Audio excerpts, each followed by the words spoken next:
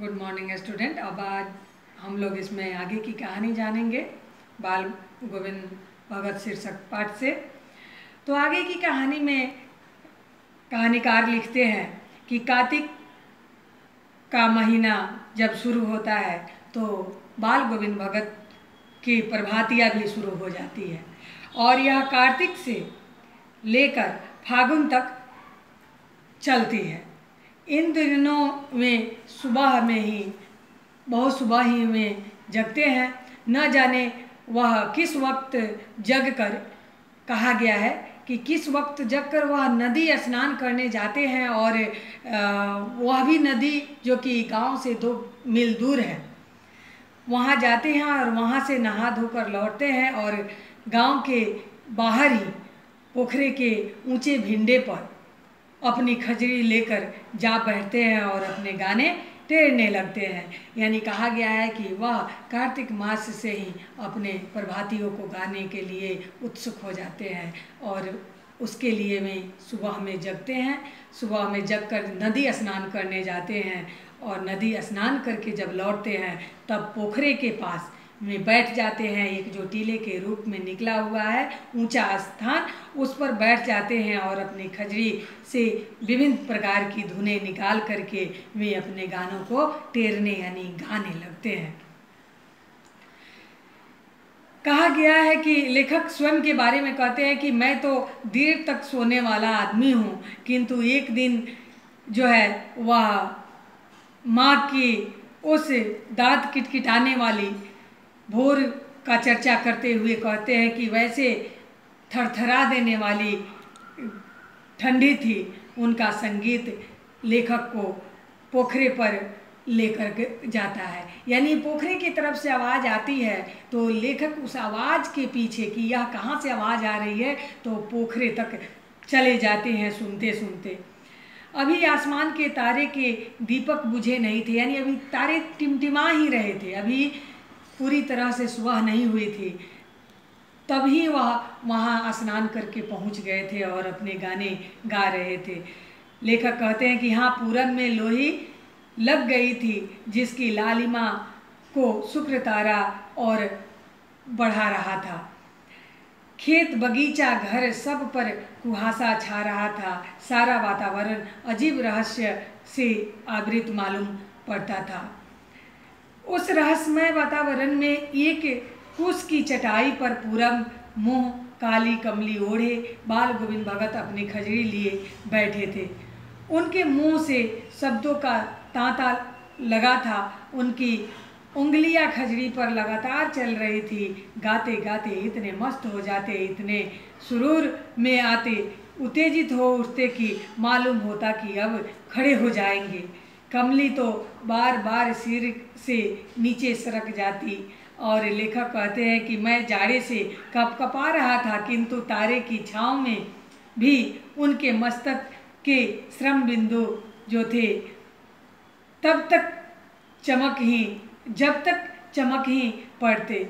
यानी यहाँ कहा गया है कि वह अपने इन प्रभातियों को गाने में इतने मग्न हो जाते कि लगातार उनकी हाथ जो है अपने खजड़ी पे चलती रहती, यानी उसमें से वे वाद्य यंत्र, चूँकि वह है खजड़ी, उससे आवाज़ें निकलती है तो वह अपना धुन तैयार कर लेते। और कभी कभी तो इतने उत्सुक हो जाते हैं गाते गाते, इतने उत्तेजक हो जाते हैं कि ऐसा लगता है जैसे मानो कि वह खड़े हो जाएंगे। बार बार उनके सिर से कंबल जो है वह गिर जाता है गाने की धुन में शरीर के थिरकन के कारण।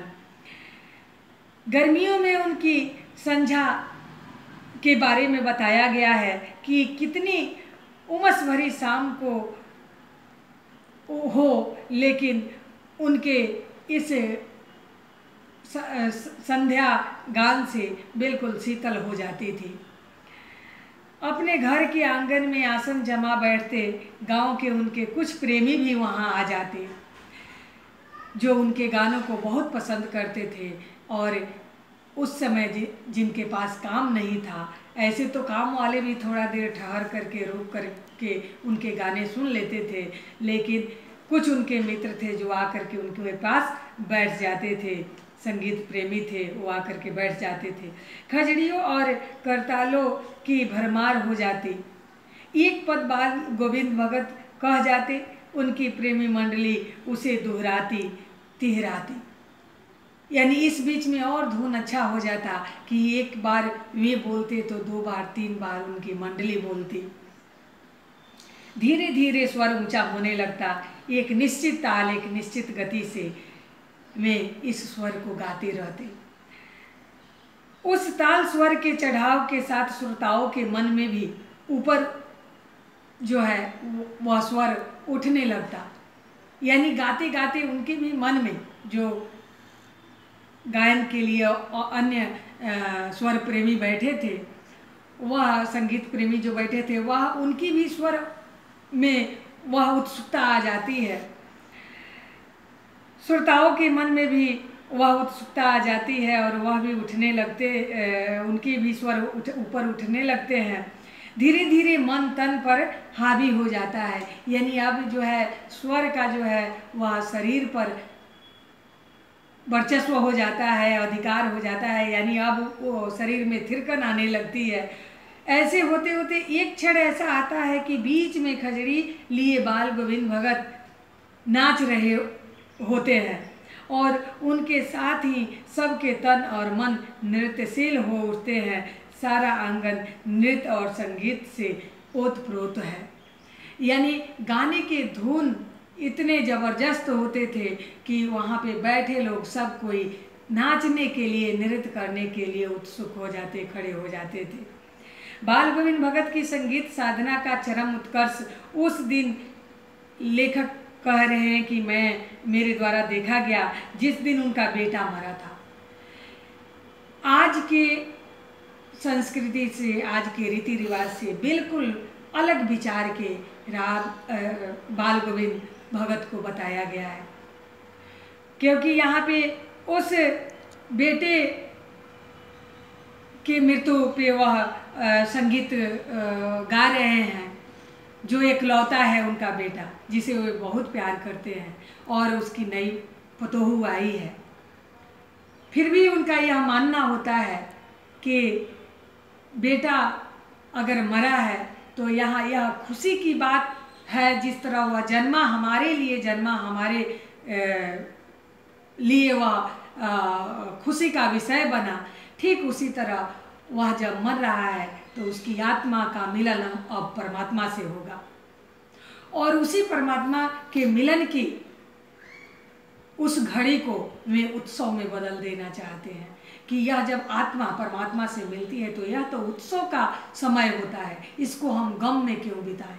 मेरा बेटा मरा है लेकिन उसकी आत्मा तो परमात्मा से मिलने गई है, तो इस उत्सव को, इस समय को, इस घड़ी को हम लोग क्यों ना उत्सव के रूप में मनाएं। और उसी गायन का यहाँ पे चर्चा किए हैं लेखक। कहते हैं कि उनका बेटा मरा हुआ था और उनका जो संगीत साधना था वह चरम उत्कर्ष पर था।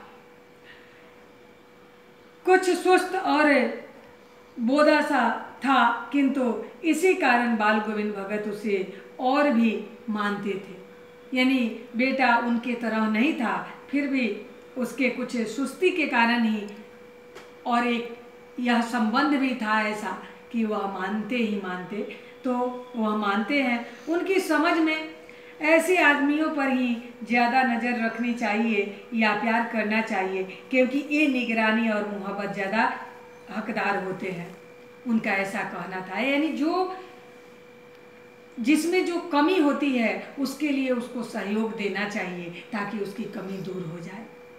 तो इस प्रकार से मैं अपने उसे,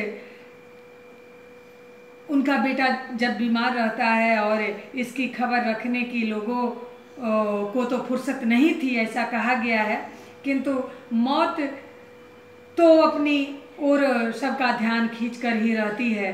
सबने सुना बाल गोविंद भगत का बेटा मर गया। कौतूहल बस उनके घर सब कोई आए, देख कर दंग रह गए सब। बेटे को आंगन में एक चटाई पर लिटाकर एक सफ़ेद कपड़े से ढक रखा है। वह कुछ फूल तो हमेशा ही रोकते रहते, उन फूलों से कुछ तोड़कर उस पर बिखरा दिए हैं। फूल और तुलसी दल भी। सिरहाने एक चिराग जला रखा है और उसके सामने जमीन पर ही आसन जमाए गीत गाए चले जा रहे हैं। यहाँ पर यह इस दुखद घड़ी में जो है यह बताया गया है कि वे भले ही बहुत दुखी हैं, जिनका पुत्र ही न रहे, इकलौता पुत्र, वह कितना दुखी होगा। तो भले ही पुत्र नहीं है, पुत्र वियोग में वो है, लेकिन उसका प्रभाव वह मौत पर नहीं आने देते। और वहीं पुरानी तल्लीनता, घर में पतोहू रो रही है जिसे गांव की स्त्रियां चुप करा रही है, कोशिश चुप कराने की कर रही है। और बाल गोविंद भगत का देखिए कि वे गीत गाए जा रहे हैं। गाते गाते कभी कभी पतोहू के नज़दीक भी जाते हैं और उसे रोने के बदले उत्सव मनाने को कहते हैं। आत्मा परमात्मा के पास चली गई, विरहनी अपने प्रेमी से जा मिली, भला इससे बढ़कर आनंद की कौन सी बात हो सकती है। तो इस प्रकार हम लोग देखते हैं कि इसमें कैसे पुराने रीति रिवाजों से दूर विचारधारा के थे बाल गोविंद भगत। आगे की कहानी हम लोग अगले वीडियो में देखेंगे, सुनेंगे। इसमें से भी आप लोग 5 प्रश्न बनाओगे और उसे उत्तर पुस्तिका में शुद्ध और स्पष्ट लिखोगे। धन्यवाद।